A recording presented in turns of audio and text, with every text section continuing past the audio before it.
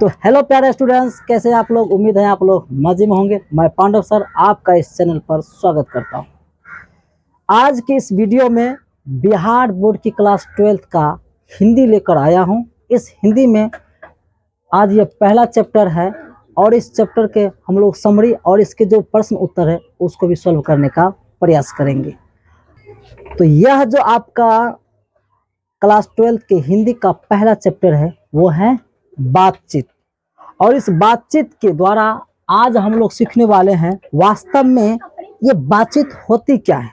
ठीक है, इसके जो लेखक है वो है बालकृष्ण भट्ट। अब बातें नहीं करे गए, ध्यान सुनिए।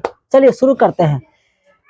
क्लास 12th का हिंदी में पहला चैप्टर बातचीत है और इसको जो लिखा गया है लेखक बालकृष्ण भट्ट के द्वारा लिखा गया है। ठीक है, थोड़ा सा पाठ का लेखक परिचय, माने इस पाठ का जो लेखक है उसका कुछ परिचय आप लोगों को दे दो, फिर तो हम इसके समरी को भी पढ़ने वाले, इसके सारांश को भी पढ़ने वाले। ध्यान दीजिएगा, अब बातें नहीं करोगे। बातचीत शीर्षक के जो लेखक वो कौन है? बालकृष्ण भट्ट जी। बालकृष्ण भट्ट का जो जन्म हुआ था वो हुआ था 23 जून 1844 को और बालकृष्ण भट्ट का जो निधन हुआ था वो हुआ था 20 जुलाई 1914 ईस्वी को। बालकृष्ण भट्ट का जो निवास स्थान था वो था इलाहाबाद, जो अभी वर्तमान में उसको प्रयागराज के नाम से हम लोग जानते हैं, उत्तर प्रदेश में हुआ था।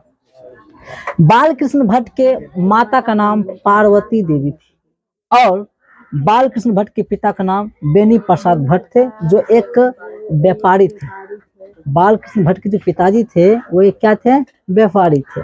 शायद ऑब्जेक्टिव से बने, इसलिए आप लोगों को सब चीज समझा रहे हैं। चलिए हम आगे बात करते हैं। बालकृष्ण भट्ट आधुनिक काल के भारतेंदु युग के प्रमुख साहित्यकार थे। बालकृष्ण भट्ट जो थे वो आधुनिक काल के भारतेंदु युग के प्रमुख साहित्यकार थे। भारतेंदु जो है एक हिंदी का उसको जनक भी माना जाता है। तो उस काल के क्या थे? कवि थे या लेखक थे या साहित्यकार थे। निबंध 1000 लिखे थे और उन 1000 में 100 से ऊपर बहुत ही महत्वपूर्ण निबंध थे। मन उनके 1000 निबंधों में 100 से ऊपर महत्वपूर्ण निबंध थे। ये मेरा कहने का तात्पर्य है। बात समझ में आई? चलिए अब हम आगे बढ़ते हैं। यहाँ है बातचीत निबंध का सारांश लिखे। ये आपके देखिए परीक्षा में आ जाए। इसको चलिए हम फास्ट पढ़ाने का प्रयास करेंगे लेकिन समझाते हुए चलेंगे। ठीक है, देखिए बातचीत शीर्षक निबंध आधुनिक काल के प्रसिद्ध निबंधकार बालकृष्ण भट्ट द्वारा लिखा गया है, जिसमें वाक शक्ति को लेखक ने ईश्वर का वरदान बताया है। वाक शक्ति माने हम जो मुख के द्वारा अपनी बात को एक दूसरे पर प्रकट करते हैं उसी को वाक शक्ति कहते हैं। और ये जो वाक शक्ति इंसानों को मिला है वो भगवान के द्वारा वरदान में मिला है। समझे मेरी बात? ऐसा लेखक कहते हैं। बालकृष्ण जी कहते हैं कि वाक शक्ति अगर मनुष्य में ना होती तो ना जाने इस गूंगी सृष्टि का क्या हाल होता। ये जो संसार है, इस सृष्टि है, गूंगी हो जाती और इसका बुरा हाल होता। लोग एक दूसरे की भावना को समझ नहीं पाते, नहीं दुख समझ पाते। लोग क्या एक दूसरे कर सकते, कोई किसी के मतलब को ही नहीं समझते, तो क्या हाल होता। ये कल्पना करते हैं लेखक कि क्या हाल होता। वे कहते हैं कि बातचीत में वक्ता को स्पीच की तरह नाच खराज जाहिर करने का भी मौका नहीं दिया जाता है। मतलब वो बातचीत में वक्ता को स्पीच की तरह नाच खराज जाहिर करने का भी मौका नहीं दिया जाता है। मतलब अगर हम लोग बातचीत करते हैं, समझे मेरी बात, अगर हम लोग बातचीत करते हैं तो बातचीत के द्वारा हम अपने एक्शन को भी बता पाते हैं। एक्शन को बता पाते हैं ना, कि जैसे भूख लगती है, जब एक छोटे से बच्चे होते हैं वो भी अपने भाषा का प्रयोग करते हैं। आवाज जो उसको बोलने आता है, या भूख लगती तो चिल्लाते हैं, रोते हैं, यानी उनके अंदर भी एक भाषा है जिसके द्वारा मनुष्य अपने मन के भावों को लिख कर या बोलकर दूसरों पर प्रकट कर उसे भाषा कहते हैं। लेकिन भाषा सिर्फ हम लिख करके या बोल करके नहीं, कभी कभी हम लोग सांकेतिक रूप से भी भाषा का प्रयोग करते हैं।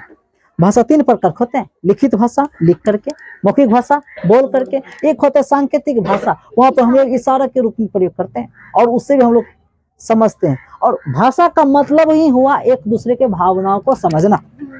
अब मान लीजिए हमको किसी को बुलाना है, अब बोलना भी नहीं और नहीं लिखना भी है, लेकिन उसको बुलाना है तो मतलब उसको हम इधर आने के लिए कह रहे हैं। अब उसको उधर जाने कहेंगे इधर तो ऐसे कहेंगे हैं। अब मान लो उसको अगर वो उस पर गुस्सा करना है तो हम बड़ी बड़ी आंखें करके दिखाएंगे, नाक सुगुगाएंगे, वो समझ जाएंगे हम पे गुस्सा कर रहे हैं, ठीक है। तो हम लोग भावनाओं से भी समझते हैं, सॉरी हम लोग अपने इशारों से भी लोगों को समझाने का प्रयास करते हैं। बात समझ में आ गई? तो चलिए, तो भाषा से संबंध मैंने आपको ये बताया। फिर कहते हैं कि जैसे आदमी को जिंदगी मजेदार बनाने के लिए खाने पीने चलने फिरने इत्यादि की जरूरत होती है, वैसे ही बातचीत भी अति आवश्यक है। इससे चित्त हल्का और स्वस्थ हो जाता है। इसके अंदर जो अंदर चित्त है, चित्त में समझते हैं मन, आप लोग मन कहते हैं, मन का हिंदुस्तान में क्या है? चित्त है। चित्त जो दिखता नहीं है, एक भावना है, हमारे शरीर के अंदर वो गुण मौजूद होता है। आप किसी को खाते हुए चीज देखते हैं तो शायद आपको भी वो चीज खाने का मन होता है। समझो कौन करवाता? आपके अंदर जो चित्त बैठा है, ठीक है।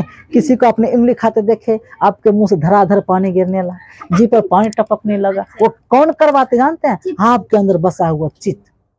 बात समझ आई? तो बातचीत करने से क्या होता है? मन हल्का होता है और मन को संतुष्टि मिलती है। इसलिए बातचीत का होना बहुत ही जरूरी है। कुछ लोग के साथ कोई घटना घट जाती है, वो लोग मायूस रहता है, हमेशा रोते रहते हैं, परेशान रहते हैं। उस अवस्था में अगर उससे कोई दो शब्द बोले, हंसे खेले कूदे, याद रखना यकीन के साथ करते उसका मन हल्का जरूर होता है और मन स्वस्थ भी होगा वो, ठीक है। और वो रात दिन रोए जा रहे, उसको कोई देखने वाला भी नहीं, कोई पूछने वाला भी नहीं, वो और दिन प्रतिदिन क्या हो जाएंगे? बेकार हो जाएंगे, नर्वस हो जाएंगे वो। इसलिए बातचीत का होना भी क्या है? जरूरी है। और मवाद जो हृदय में जमा रहता है वो भाव बनकर उड़ जाता है। हमारे अंदर जो एक मवाद बनकर अंदर में वो जो भ्रम बन के जमा हुआ रहता है, वो भाव बन के क्या हो जाता है? उड़ जाता है बातचीत के दौरान, ठीक है।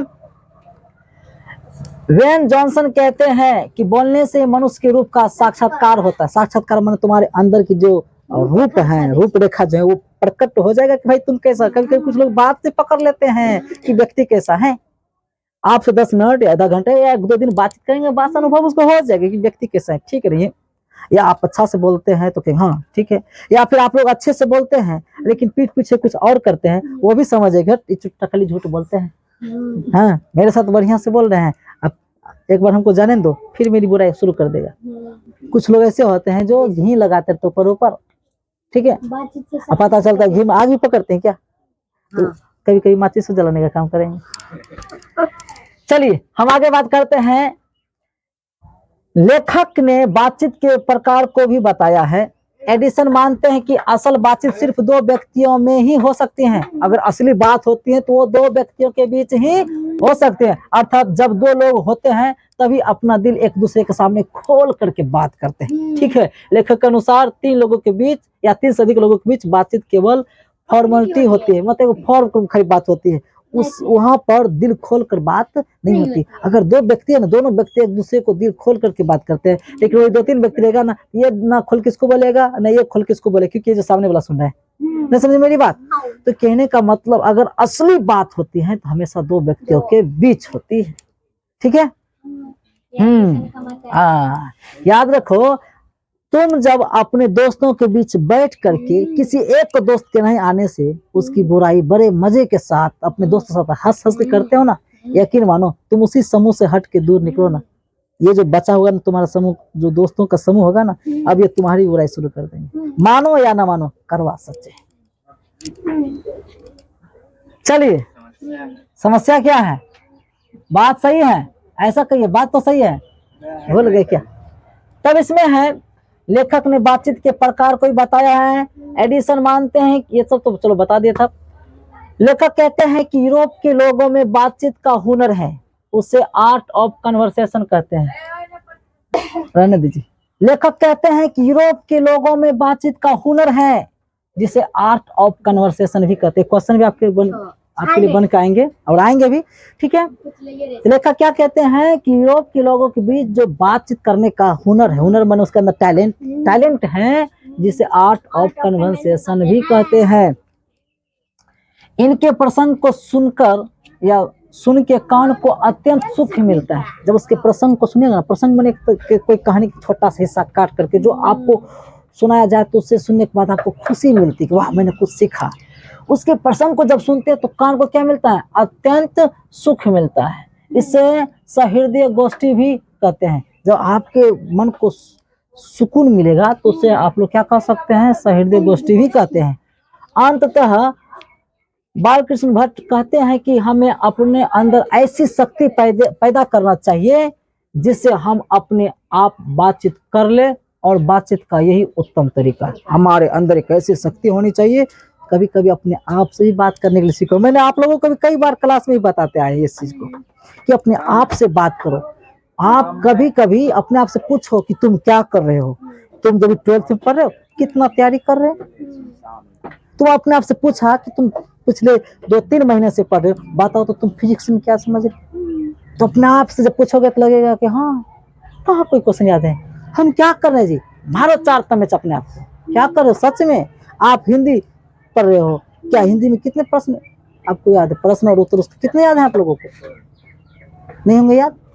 यही हुआ बात करने का। अपने आप से पूछो, आपकी जो आत्मा है आपकी कमियों को तुरंत गिना देंगे। पूछने ही नहीं आता है बहुत विद्यार्थी, हम कैसे हम अपने आप से बात करेंगे। अरे अपने आप सोच सोच के पूछो कि हम क्या कर रहे हैं, तब पता चलेगा। ये था समरी, एक मिनट ठहरिए, ये था बातचीत के संक्षेप में समरी। मैंने लेखक का परिचय भी दिया है और इस चैप्टर का समरी भी दिया, अर्थात सारांश भी दिया है। अब इसे कुछ संक्षेप में अति लघुत्तरीय प्रश्न है, ऑब्जेक्टिव में पूछा जा सकता है, तो कुछ ही क्वेश्चन है उसको भी सॉल्व कर लेते हैं। फिर इसके जो पाठ्य पुस्तक के जो प्रश्न होंगे उनको भी सॉल्व नेक्स्ट वीडियो में करेंगे, ठीक है। तो चलिए कुछ क्वेश्चन को भी देखते हैं। पहला क्वेश्चन जो बन के आता है, देखिए आप और देखिए, देख रहे हैं, बालकृष्ण भट्ट ने किस पत्रिका का संपादन किया था। उत्तर में होगा प्रदीप। क्या होगा, प्रदीप। दूसरा प्रश्न है, बातचीत शीर्षक निबंध के निबंधकार है, तो बालकृष्ण भट्ट जी हैं। अगला प्रश्न है, बालकृष्ण भट्ट किस युग के रचनाकार हैं। वो भारतेंदु युग के रचनाकार। इससे पहले हमारी ये सभी चीजें आपको पढ़ा चुके हैं। अगला प्रश्न है, सो अज्ञान एक सुजान उपन्यास के लेखक कौन है। भाई बालकृष्ण भट्ट जी ही है। आर्ट ऑफ कन्वर्सेशन कहाँ के लोगों में सर्वाधिक प्रचलित है। अभी तुरंत मैंने बताया था, यूरोप के लोगों में सर्वाधिक प्रचलित है। अगला प्रश्न है, बातचीत के माध्यम से बालकृष्ण भट्ट क्या बतलाना चाहते हैं। बातचीत की शैली बतलाना चाहते हैं कि बातचीत करने की भी एक शैली होनी चाहिए। चलिए हम आगे बात करते हैं। निम्नलिखित में से बालकृष्ण भट्ट का निवास स्थान कौन सा है। इलाहाबाद, जो उत्तर प्रदेश पड़ता है, और इलाहाबाद का अभी जो वर्तमान में नाम वो क्या है, प्रयागराज है। तो बच्चों आज की क्लास में इतना ही, मिलते हैं नेक्स्ट वीडियो में नेक्स्ट टॉपिक के साथ। तब तक आप लोग अपना ख्याल रखें, धन्यवाद।